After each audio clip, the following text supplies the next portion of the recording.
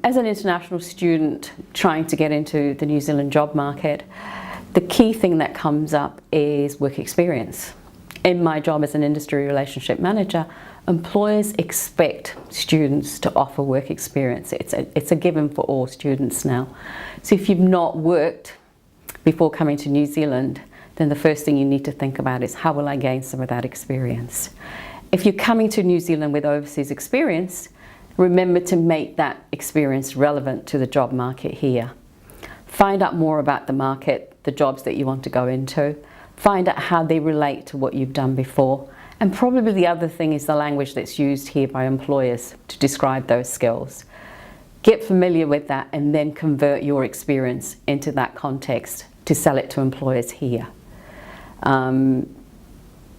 New Zealand experience is again quite important. So if there's any way that you can find work here while you're studying, it's probably a crucial piece of your work history.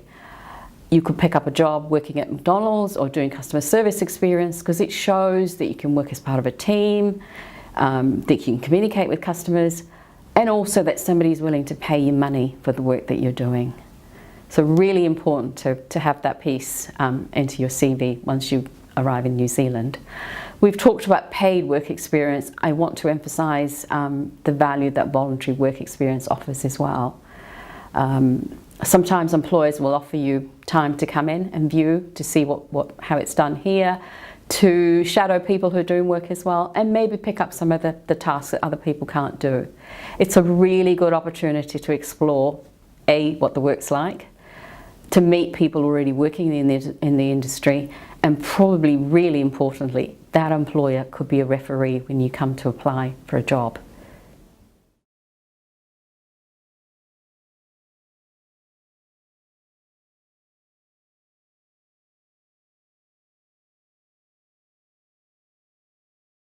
Employers know postgraduate students have strength academically. It's a given that you will excel.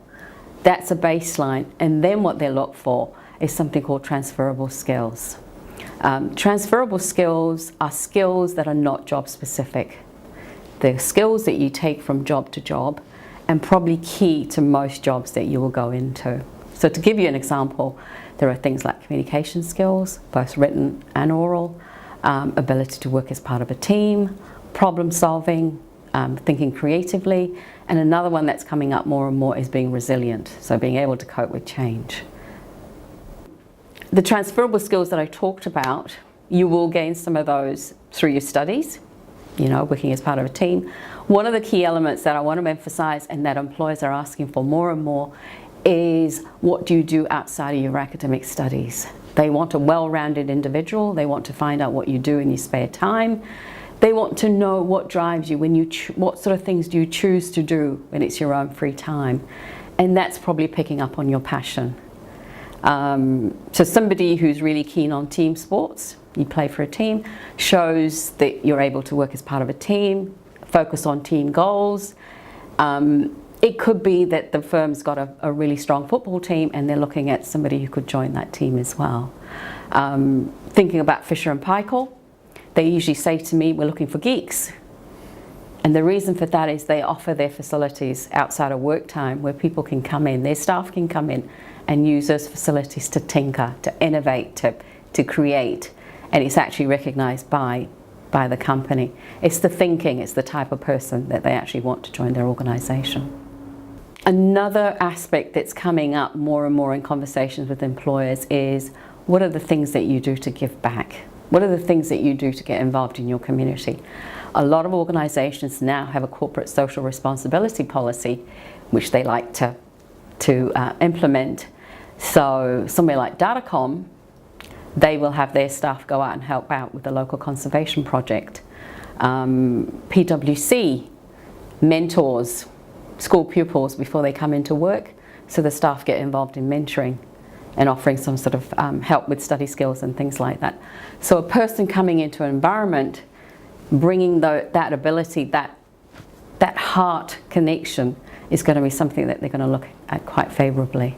So it could be that you're involved in your community, you go to church, so you might be involved in raising funds, you might be organising events. You might even be involved in clubs and societies, AAUT. There are so many opportunities to get involved and to give back, and those are the people that employers are usually looking for.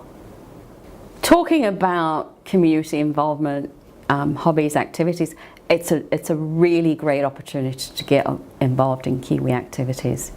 It's an option for mixing with people, local people, getting immersed in the culture, improving your language, and even networking. There'll be all sorts of people that'll be useful to connect with. Employers say to us, the quality that makes a candidate stand out is self-management. Self-management is about how you manage yourself. You take responsibility for yourself. You know your strengths, your weaknesses, you take on challenges, you manage stress, you actually are in tune with who you are and how you manage yourself. That probably is a capability I think we try and grow here at AUT for every student. And that probably is something that defines success for a lot of our students.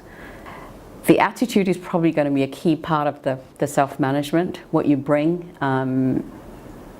your motivation, which is underlined by your attitude as well, probably a key piece again that an employer will look for. And it's something that employers always say, I cannot teach attitude, I can teach some of the other things, so probably a key part of what I'm looking for.